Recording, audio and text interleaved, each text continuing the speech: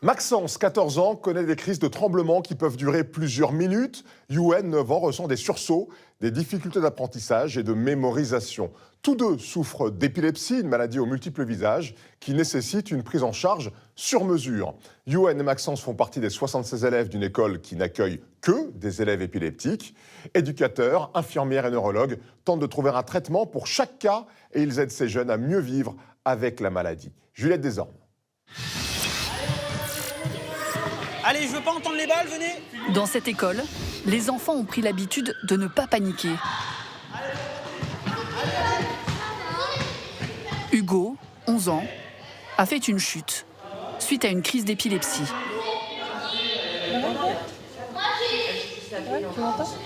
Léa, une éducatrice, reste à ses côtés le temps qu'il reprenne ses esprits.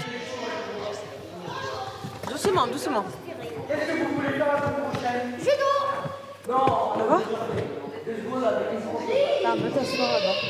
L'épilepsie se caractérise par des décharges électriques anormales et soudaines dans le cerveau qui perturbent son fonctionnement. Est-ce que toi tu l'as senti là ta crise? Je l'ai senti venir, Ouais. mais je l'ai pas vu. Et après, il se passe quoi? Bah, soit je fais attention et rien ne se passe.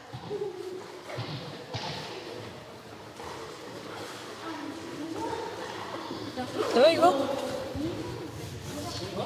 Tu m'entends? Ouais. Donc voilà. Là t'as fait une petite absence, tu l'as senti? Oui. Ouais. Une absence, une autre manifestation de l'épilepsie. En France, 600 000 personnes, dont la moitié a moins de 20 ans, sont touchées par cette maladie. L'internat de Toularouat, dans le Finistère, est le seul établissement scolaire dédié aux enfants épileptiques. 76 élèves sont entourés d'infirmières, d'éducateurs, de neurologues pour tenter de stabiliser leur maladie et apprendre à vivre avec. Ça va? Tu me tiens la main? Dans l'imaginaire collectif, l'épilepsie se résume à des crises de tremblements spectaculaires. Mais la maladie peut prendre des formes très différentes, toujours imprévisibles. Épilepsie, ça veut dire prendre par surprise en grec. Et donc, c'est l'épée de Damoclès des patients. Ils ne savent pas quand elle va arriver. Elle va brouter des cheveux. Nous avons suivi Yuen, 9 ans, une boule d'énergie. À cause de son épilepsie, il peine à apprendre à lire et écrire. Maxence, 14 ans, a mis son rêve de devenir footballeur professionnel, entre parenthèses, depuis les premières manifestations de la maladie, il y a 2 ans. La louche? Tu l'as longé? Tu laisses comme ça? Il a intégré l'internat il y a 4 mois. Ce matin, dans le pavillon des garçons, il vient de faire une crise, alors qu'il était encore dans son lit. Il a eu des secousses pendant 3-4 minutes et là, il me répond pas, enfin, il hoche la tête mais il me répond pas verbalement.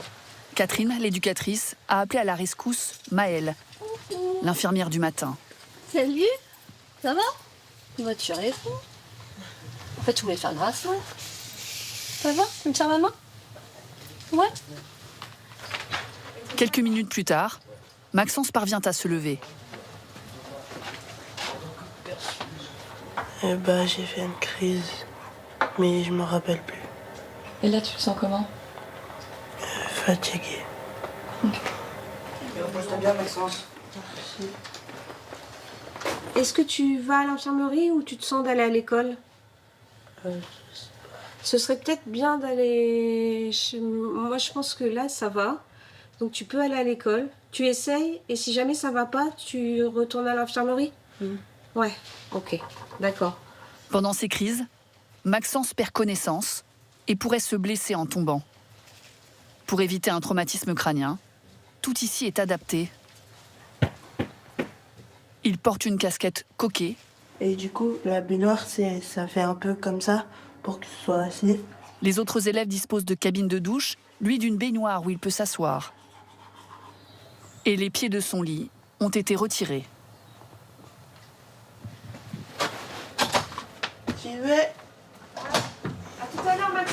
tout à l'heure. Hébergement, frais médicaux, scolarité, tout est pris en charge par l'État. Je suis blessée, j'ai mal aux pattes. Dans la classe de 3e de Maxence, seulement 4 élèves. Ils suivent le programme de l'éducation nationale. Mais là, Leurs professeurs, qui enseignent aussi dans le collège de la ville voisine, ont reçu une courte formation pour savoir réagir en cas de crise. Angelina. Angelina. Ça va? C'est bon? C'était une absence 14h48. Quand tu es dans une conversation, que tu fais quelque chose et que d'un coup t'arrêtes et que tu reprends, ben, t'es un peu perdu, mais sinon, ça va. Petite fiche de description de crise. Donc on dépose le soir, c'est récupéré par les infirmières qui peuvent ensuite, à partir de là, suivre l'évolution des crises et noter et transmettre éventuellement au médecin. Avant d'arriver à Toularouat, la plupart des élèves a connu de lourds échecs scolaires. Dans son ancien établissement, Maxence était perçu comme un élément perturbateur et a failli être exclu. Ils voulaient plus que je vienne l'après-midi en cours à cause de mon épilepsie parce qu'ils étaient trop stressés que je fasse des crises et que ça perde des heures pour les autres. Et bah du coup j'avais le sentiment un peu d'exclusion. Ici, les professeurs s'adaptent quand les élèves sont trop fatigués à cause des traitements et des crises. C'est la même chose que les gardes. Tu peux tenir ou tu veux aller te reposer? Non, oui, ça va. Ok. Je me dis, vraiment, si tu tiens pas... Alors, leur proposer d'aller se reposer, c'est la première chose. Ensuite, quand ils sont plus autonomes ou plus en capacité, veiller à faire des travaux avec eux et essayer quand même, malgré tout, d'avancer. Ouais, t'es complètement HS. C'est pas grave. Tu veux pas que j'écrive à ta place, sérieux? Oui, si. Ouais, je pense, hein. Tiens, je prends... Hop là. Je me suis endormie en cours d'espagnol. Moi, je me suis endormi pendant... Je me suis endormie tout le cours d'espagnol. Et après le repas, Maxence, je te propose d'aller te reposer. C'est après, là, à l'unité de soins. Ça te dit ou pas? Non, dans mon lit. Dans ton lit? Ouais. Tu goffes les stores, tu te reposes un peu pour être en forme cet après-midi? Ouais. Allez, ça va. quel que soit l'âge des élèves, l'école prévoit chaque jour 1 heure de temps calme. Je vous laisse vous reposer. Ah, tout à l'heure, je viendrai vous réveiller avant d'aller en cours. C'est pas une obligation, c'est en fonction des besoins de chacun. Faut qu'ils écoutent leur corps. Nous, on peut pas les forcer après. C'est comme ils veulent. Un environnement adapté. Ouais, je te prends un verre. Stop. Mais heureusement que je t'ai dit stop. Hein. Et des copains qui partagent les mêmes épreuves. Bah, on se sent moins seul, quoi. Vous vous sentez moins seul? Ah, c'est Marcel. Pourquoi? Parce qu'on a tous la même maladie. Du coup, des fois, on peut en parler et tout aussi. Ouais, ça fait du bien. Vu qu'on est un peu tous épileptiques, t'as plus le stress de faire une crise. Après, c'est quelque chose qu'on partage. Moi, je suis d'accord, en tout cas. Moi, je suis d'accord. Pour mieux vivre avec sa maladie, Maxence a dû quitter sa famille. Il ne la revoit qu'un week-end sur 2. Un long voyage de 1000 km pour retrouver son village de la Drôme. J'ai une petite ordonnance que tu remettras à tes parents, tu n'oublieras pas? Ouais. Le petit sachet, comme d'habitude, dans le sac à dos. Ouais. C'est le traitement de Maxence pour le retour de dimanche soir en avion. Si jamais il y avait du retard avec l'avion, comme ça, il peut prendre son traitement, puisque c'est des traitements qui sont recommandés de prendre à des heures assez régulières quand même.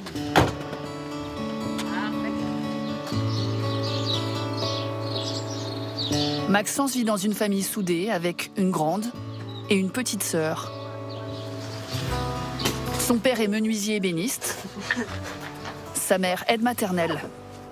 Ça va? Pour eux, laisser partir Maxence à l'autre bout de la France a d'abord représenté un déchirement.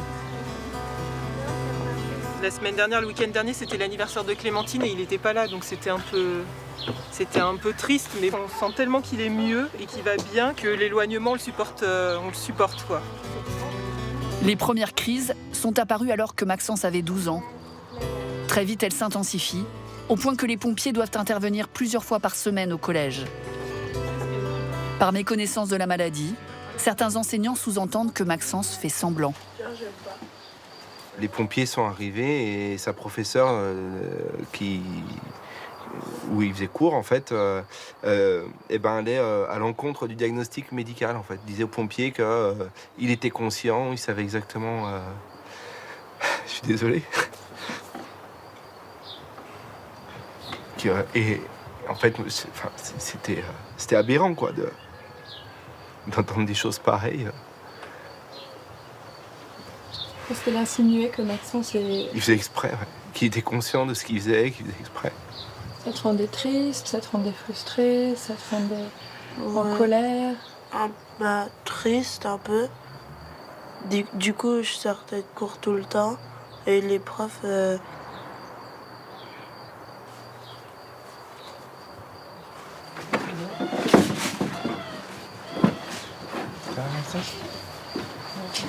La louche, tu veux l'allonger, tu le laisses comme ça. Je suis là. C'est papa. Non, mais c'est papa. Et il est conscient, il nous entend. Non. Mais je lui parle quand même, moi j'aime bien lui parler quand même. Je me dis peut-être ça le rassure un petit peu. Là, on fait surtout attention qu'il se blesse pas, quoi. En fait, Qu'il tombe pas, quoi. Voilà, qu'il se le cogne pas. gros souci de ces crises, c'est la chute, en fait. Donc là, j'ai vu venir, ça va. Ah oui, vous l'avez venu venir. Ouais, j'ai vu les yeux. J'ai vu les yeux qui tournaient. Voilà. Si ça dure plus de 5 minutes, après, il peut y avoir des traitements d'urgence, en fait. On lui donne du bucolam dans la bouche pour que ça s'arrête. Mais là, les crises qu'il fait en ce moment, elles ne durent pas plus de 5 minutes. Enfin, normalement, si tout va bien. Ça va, mon coco ? En principe, il récupère assez vite, maintenant. La crise a duré 4 minutes. C'est bon ? Tu l'as, Gaëlle ? Ouais, ça va ? Maxence pouvait en faire jusqu'à 3 par semaine l'année dernière. L'admission à Toularouat a finalement été pour ses parents un soulagement. La fois où on l'a emmené à Toularouat pour qu'il reste là-bas, en janvier, on est rentrés tous les deux en train. Et je disais, en fait, j'avais l'impression qu'on était en train de se noyer dans une piscine et qu'en fait, on l'avait hissé sur le bord et qu'on avait réussi à le hisser et qu'il était sauvé, quoi. Bon, nous, on était encore dans la piscine, mais bon, ça va, maintenant. Ça va, on est sorti de la piscine. Mais c'était... ils nous ont sauvé la vie, quoi, parce que là, nous, c'était invivable. Il n'y avait plus rien, quoi. Il n'y avait que ça, il n'y avait que les crises, la prochaine crise. Et puis, il n'y avait plus de... On ne pouvait plus se projeter dans l'avenir, dans rien. Maxence a dormi presque 1 heure. Je me souviens qu'on était en interview, mais sinon je me souviens pas de la crise. Mais il s'est couché un peu tard hier soir. L'année prochaine, Maxence fera sa rentrée dans un lycée classique et dormira à l'internat de Toularouat. À l'école, certains enfants connaissent des manifestations de l'épilepsie moins spectaculaires, mais tout aussi handicapantes. Est-ce que dans 10 minutes, Owen, tu es parti, s'il te plaît ? Dans le pavillon des petits, Youen, 9 ans. Il est malade depuis qu'il a 2 ans et demi. Je suis le plus jeune du pavillon. On est tous épileptiques. Et tous des enfants. On n'a pas tous le même type de crise. Une fois tes crises à toi, Léna, c'est quoi ? Je sais que je tremble beaucoup et que Ouais, faut que t'ailles mettre tes chaussures au manteau. que je suis toute dure et que pendant mes crises, je ne peux pas respirer en fait. Chaque enfant reçoit un traitement personnalisé. Ça sert à quoi, les médicaments ? À pas faire de crise. Ok. Est-ce que ça sert à guérir de l'épilepsie ? Oui. Non, ça va pas totalement nous guérir, mais ça va nous éviter de faire des crises déjà. Oui, mais peut-être quand on va être ado, on va plus être épileptique. Ou bien adulte. C'est ça. Mais les médicaments que vous prenez aujourd'hui, ça sert à éviter les crises d'épilepsie. Ouais. C'est ça. Les absences, Pas nous faire guérir. les secousses et toutes les crises. C'est ça. T'as les deux. Youen doit prendre 3 médicaments matin et soir, un sirop anxiolytique et 2 traitements spécifiques à son épilepsie. Et ça te dérange de prendre ces médicaments ? Surtout celui-là parce qu'il est pas bon. Chez lui, la maladie se manifeste de manière quasi imperceptible. On travaille sur la symétrie en mathématiques. Des mini-crises, appelées des sursauts, qu'il doit à chaque fois signaler à sa maîtresse. La même couleur de chaque côté. Donc là, j'ai du bleu, là, j'ai du bleu. Sur cette ligne-là, je vais avoir quoi comme couleur après, ici? Encore du bleu, encore du bleu. Non, regarde, là, j'ai du bleu, là, j'ai du bleu. Et quand tu fais un sursaut, du vert et du vert. Ça fait un sursaut. D'accord, merci de le préciser. Du vert. Ça te dérange quand tu fais un sursaut? Un peu parce que si je fais de la géométrie, ça me met dans la mauvaise case. Oui, là par exemple sur ton dessin, tu as fait un petit dépassage? Non. Pour une fois que c'était bien. Allez, pour demain, je vous demande. Ces sursauts, répétés pendant plusieurs années, ont fortement perturbé Yuen dans son apprentissage de la lecture et de l'écriture. D'autres, c'est épeler. Au moment de noter les devoirs, Laurent, l'assistant scolaire, prend le relais. Ok. La leçon du, ça m'énerve un peu. Pourquoi? Parce que en fait, quand j'écris, on comprend rien. Écrire. L'épilepsie de Yuen pourrait avoir sur son cerveau des conséquences irréversibles. Toutes les 2 semaines, les professeurs qui le suivent se réunissent. Inquiète, Pauline, sa maîtresse, interroge Sylvie, sa neuropsychologue. Par 3 avec Elena. Yuen, moi je veux bien qu'on évoque de nouveau ces difficultés de mémorisation. J'ai un peu des difficultés pour lui trouver des aides et pour faire fonctionner sa mémoire à long terme. La mémoire, elle ne reviendra pas. Ok. Ce type de mémoire-là. Quand c'est malheureusement lésé, c'est malheureusement lésé. Donc il va falloir passer par effectivement d'autres stratégies. Donc tu vas pouvoir l'aider en le mettant vraiment en confiance, ça oui, mais on n'arrivera pas à récupérer cette fonction-là. Ça va être trop compliqué pour lui. Et parce qu'elle a été... L'épilepsie passe par là en fait. Ah oui, c'est vrai. Chez Yuen, ouais. L'épilepsie, c'est une maladie de neurones et de circuits.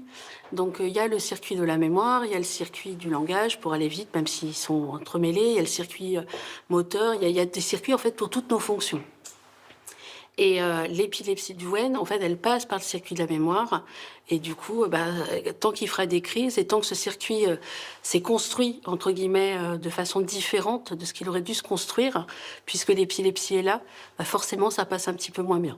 C'est un peu comme une autoroute. Quand l'autoroute elle est endommagée, quand il y a des bouchons, on prend les circuits secondaires. Et c'est ce qu'on est en train de faire avec Yuen. Donc, il ne récupérera pas une mémoire fonctionnelle à 100%. On va l'aider, ça va s'améliorer, mais ce sera jamais parfait, quoi. Pour apprendre à utiliser autrement son cerveau et limiter l'impact de la maladie, Yuen rencontre chaque semaine au sein de l'école une psychomotricienne, une ergothérapeute et, en ce qui concerne le langage, une orthophoniste.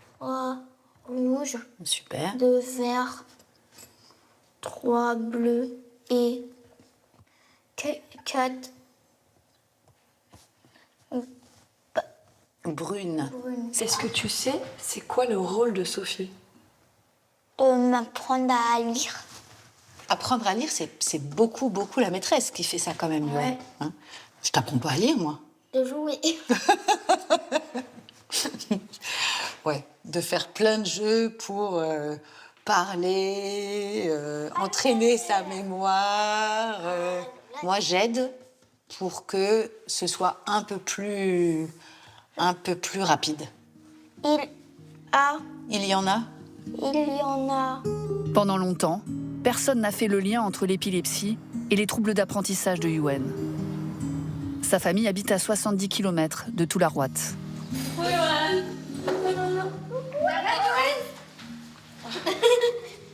C'était bien ta semaine? Son départ pour l'internat, en septembre dernier, a laissé un vide dans la maison pour sa grande sœur Elouane et son petit frère, Yaël.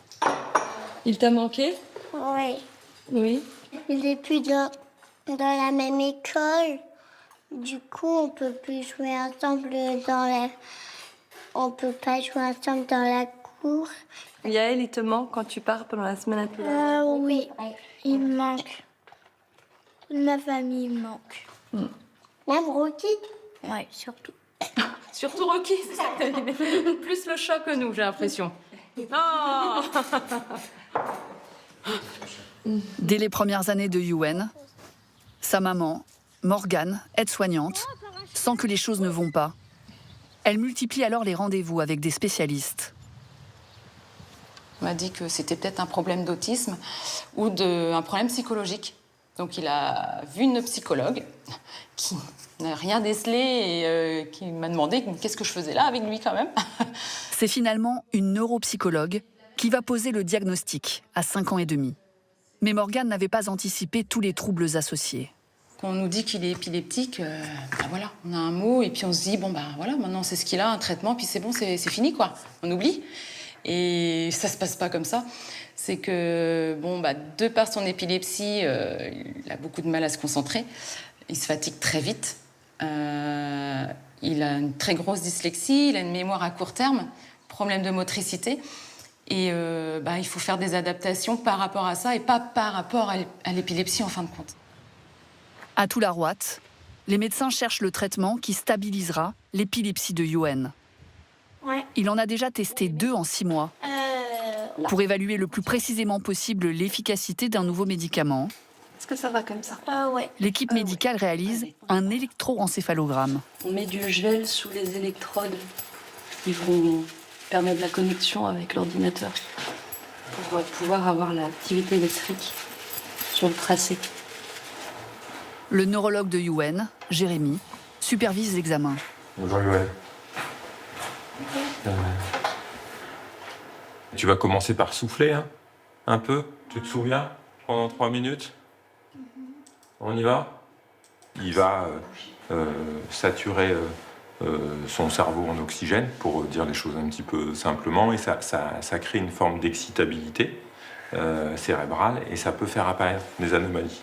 Continue, tu souffles comme si tu soufflais sur ton gâteau d'anniversaire, sur ta bougie. Si le médicament est efficace, Yuen ne devrait déclencher aucune crise, malgré ses stimulations.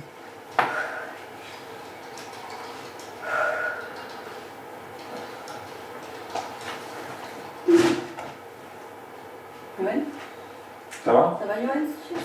Ouais. Okay. Ah bah on a vu. Ouais. Pour que Yuen comprenne mieux sa maladie, Tiens, tu t'installes. Jérémy lui montre sa crise. C'est toi, hein, on est d'accord? Ouais. Donc ça, c'est ton activité cérébrale habituelle, d'accord? Tu vois, on voit toujours la petite pointe, voilà. Et puis derrière l'onde lente, là, voilà. Donc c'est cette pointe onde, là, qui te fait sursauter. Hop. Yoann, ça te fait comment de te voir là sur l'écran faire ton sursaut? Bizarre. Pour être complètement transparent et honnête, on n'a absolument pas amélioré ni aggravé son épilepsie. Pour l'instant, les modifications qu'on a faites n'ont rien changé. Si on n'arrive pas à être plus efficace avec celui-là, on rediscutera encore d'une nouvelle molécule. Voilà, donc j'appelle tes parents dans la journée, hein, et puis on va essayer d'augmenter encore un peu le traitement. Je te libère, tu retournes en classe? Au revoir. Au-delà des soins, Toularouat est un cocon qui a permis à Yuen de retrouver le sourire et de faire des cabanes avec ses nouvelles copines, Louane et Nora. Oui, on l'a presque terminé, on a fait des décorations. Ça fait longtemps qu'on travaille dessus. Ça fait longtemps que vous travaillez dessus? On a commencé il y a au moins un mois et demi, ouais. C'est ça. T'avais des copines à l'école avant? Oui, mais pas beaucoup. Des fois, ils voulaient jouer avec moi, des fois, ils me harcelaient. Donc c'était pas très chouette, ça. Ouais. Moi, maintenant, je comprends mieux mon épilepsie et je me sens plus à l'aise d'être épileptique. Avant, j'avais de la colère, maintenant, j'en ai moins. Non, pourquoi je suis épileptique et les autres ne sont pas? Non, je ne le pas. En moyenne, les enfants restent à l'internat 3 ans avant de poursuivre une scolarité classique.